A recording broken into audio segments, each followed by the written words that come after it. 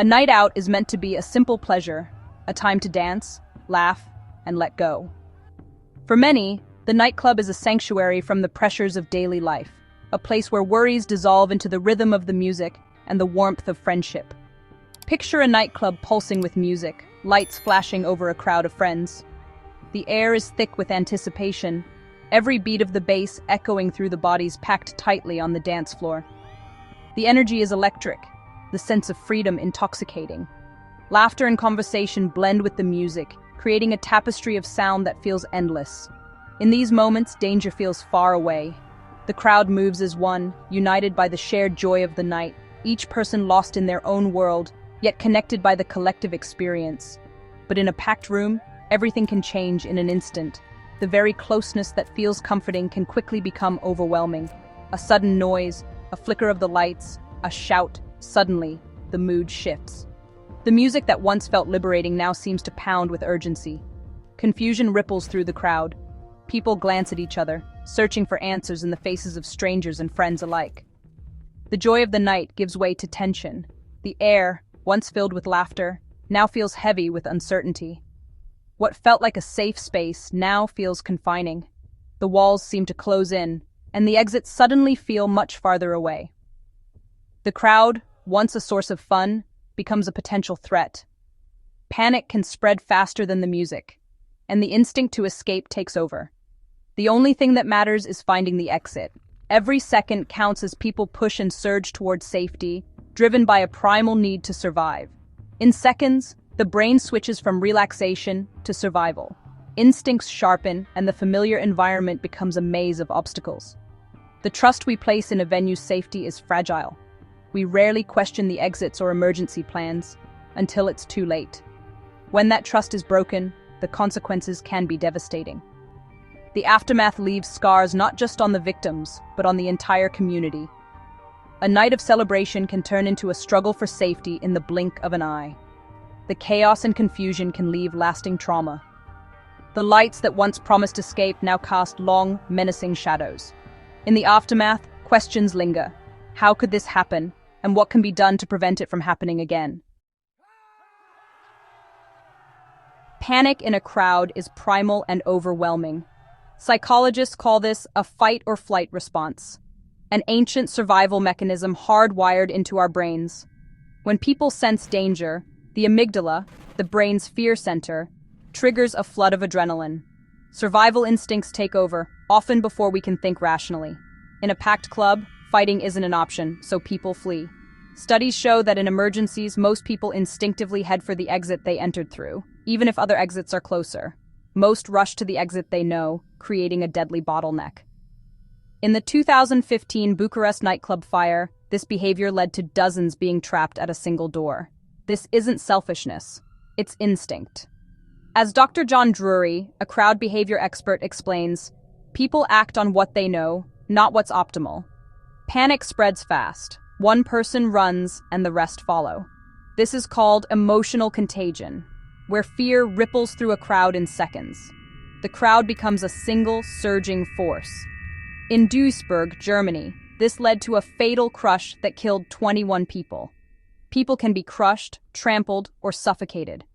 Experts warn that at densities above 5 people per square meter, individuals lose control of their movement. Nightclubs make this worse. Darkness, noise, and blocked exits add confusion. In the station fire, thick smoke and loud music delayed evacuation. When lights go out, fear intensifies. Disorientation can cause people to move toward danger instead of safety. People follow the crowd, often toward danger. This herd mentality is a well-documented phenomenon in crowd psychology. Herd mentality can turn a rush into a fatal stampede. In 2013, a nightclub stampede in Brazil killed over 230 people, most at a single blocked exit. Preventing tragedy means understanding real human behavior. Experts stress the need for realistic safety drills and clear communication. Venues need clear, visible exits, not just one. Regulations now require illuminated signs and unobstructed pathways. Staff must be trained to guide people and manage crowds. Quick, calm instructions can save lives. The goal, prevent a panicked rush to a single point. Spreading people out reduces risk of crush injuries. Safety planning must reflect how people actually react in crisis. As experts agree, lives depend on understanding and planning for real human behavior. On February 17, 2003, Chicago's E2 nightclub was alive with music and laughter.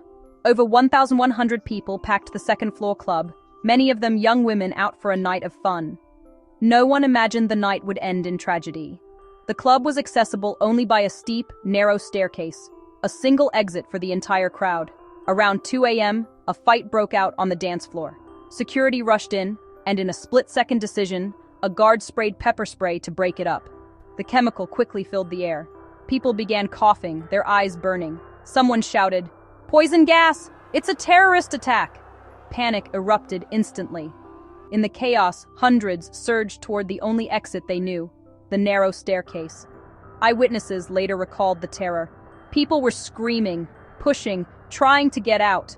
I couldn't breathe. I thought I was going to die. Within seconds, the staircase became jammed. People fell, others tripped, and a pile of bodies blocked the exit. The pressure from behind was relentless. Many, especially women, were crushed and unable to breathe. Survivors described the horror. "I heard people begging for help. I was pinned and couldn't move. I'll never forget the screams." By the time emergency crews arrived, it was too late for many. 21 people died, not from pepper spray, but from compressional asphyxia. Most victims were women, out for a night of celebration. The city was left in shock. The tragedy exposed how quickly joy can turn to disaster, and how hidden dangers can lurk in places meant for celebration. In the aftermath, survivors and families gathered for vigils, sharing stories of loss and heartbreak. The E2 Stampede became a symbol of preventable loss and a call for change. In the immediate aftermath, chaos and confusion gripped the city. Sirens echoed through the night as first responders rushed to help, and survivors stumbled out, dazed and breathless. Families gathered outside hospitals and the nightclub, desperate for news. Many clung to hope, while others faced heartbreaking loss. Survivors shared harrowing stories. One woman described being pinned against a wall. Another remembered the terror of searching for her friends in the chaos. Many spoke of the helplessness they felt as the crowd pressed in. The community responded with compassion, organizing vigils and offering support to those affected. At memorials, survivors and families spoke, their voices trembling but determined. The public conversation shifted. These were not just victims, but daughters, sisters, and friends lost. The pain was deeply personal for so many. Families and activists demanded accountability from club owners and city officials, sharing their stories in hopes of sparking change. They organized rallies, led by survivors and families, pressing for stricter safety regulations and real reform. Their determination and willingness to speak out kept the tragedy in the public eye, ensuring the victims would not be forgotten. Grief became a force for change, as survivor stories and community solidarity fueled a movement for safer nights ahead. The investigation into the E2 tragedy was immediate and exhaustive. Teams of forensic experts and city officials meticulously documented every detail, searching for the root causes behind the disaster. Investigators found the club was packed far beyond its legal capacity, with no effective system in place to monitor or enforce occupancy limits. Emergency exits were not only blocked or locked, but some were obscured by furniture and poorly marked, clear violations of fire safety codes. The building's design left only a single narrow staircase for hundreds of people, a critical flaw that created a deadly bottleneck during evacuation. Technical analysis revealed the staircase was less than half the width required for safe egress, making rapid evacuation impossible. Security staff, untrained in emergency protocols, deployed pepper spray in a confined, overcrowded room, exacerbating panic and respiratory distress. The investigation highlighted a total lack of emergency training and crowd management procedures among staff. Patrons had no guidance. There were no visible evacuation plans, and exit signage was either missing or non-functional. The club's record showed a pattern of ignored court orders and repeated code violations, many of which directly contributed to the tragedy. Years of warnings, failed inspections, and unheeded recommendations had built up. each one a missed opportunity to prevent disaster. In the end, the investigation revealed a perfect storm of overlooked hazards and systemic failures, a disaster waiting to happen. The investigation's findings sparked outrage and action, but the path to change was far from easy. Lawmakers faced heated debates and resistance as they rewrote public safety laws for nightclubs and venues. Stricter occupancy limits were enforced, with severe penalties for violations, but some business owners pushed back, worried about costs and lost revenue. All emergency exits had to be clearly marked, unlocked, and accessible, an essential change, but one that required constant vigilance. Staff training in crowd management and emergency response became mandatory. Despite initial skepticism from some in the industry, venues had to prove they were prepared before opening, with new checklists and inspections adding layers of accountability. City oversight and enforcement were strengthened, but inspectors often faced pressure and limited resources. Behind the scenes, grieving families and activists became tireless advocates, sharing personal stories in hearings and organizing rallies to demand reform. Their sorrow fueled a movement, overcoming setbacks and political obstacles to keep the tragedy's lessons alive. Because of their persistence, countless future nights out would be safer, and the legacy of the E2 tragedy would be one of hope and vigilance. The new laws transform nightlife, setting a higher bar for safety than ever before. Club owners now have to prioritize safety over profits, with strict requirements for occupancy limits, fire alarms, and sprinkler systems. Emergency plans, up-to-date building codes, and regular staff training became prerequisites, far more rigorous than before. For clubgoers, changes were subtle but vital. More space, visible exits, and attentive staff, unlike the crowded, confusing layouts of the past. These measures restored a sense of security, especially for women, who now see more trained security and staff ready to help. Knowing a venue is safe allows everyone to relax and enjoy the night, with peace of mind that was often missing before. The industry embraced a culture of responsibility. Patrons became more aware, and staff are now trained in crowd management and emergency response. Safety became part of the experience, with regular evacuation drills and clear communication. Unlike the confusion that once reigned, the E2 tragedy was a permanent reminder of what's at stake, driving nationwide reforms and ongoing vigilance. Now, a night out no longer comes with hidden risks. Clubs are regularly inspected, and violations are swiftly addressed. Everyone has the right to celebrate without fear, thanks to a new era of accountability and transparency. Safety is the foundation of a good time, and today, it's built into every detail of the nightlife experience. Everyone deserves a night out without fear. For many, a single night can change everything, like Anna, who still remembers the panic of being trapped in a crowded club and the relief when new safety measures were put in place. We trust venues to keep us safe, especially women who face extra concerns. Legal reforms now require clubs to meet strict safety standards, giving everyone, especially the most vulnerable, real protection. New safety laws are a promise. Your well-being matters.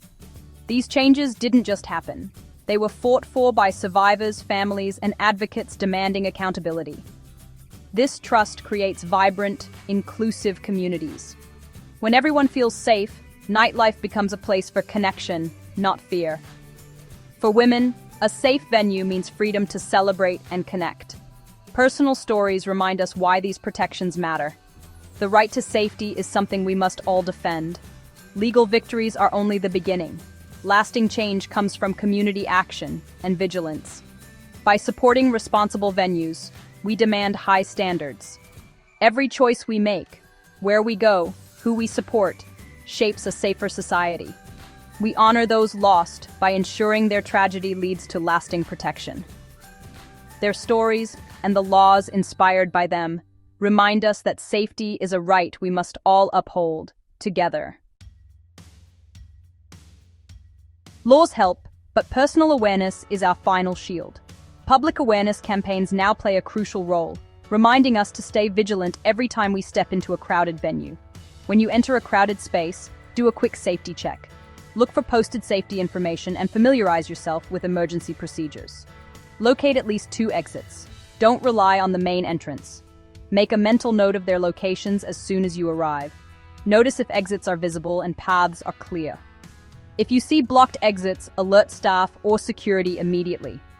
Trust your instincts if a venue feels overcrowded or chaotic.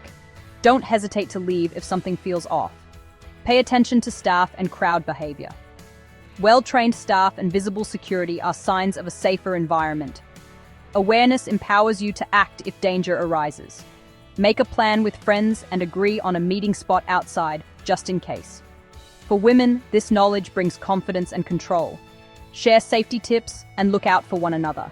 Staying alert honors the lessons of past tragedies. Public campaigns and shared stories keep these lessons alive.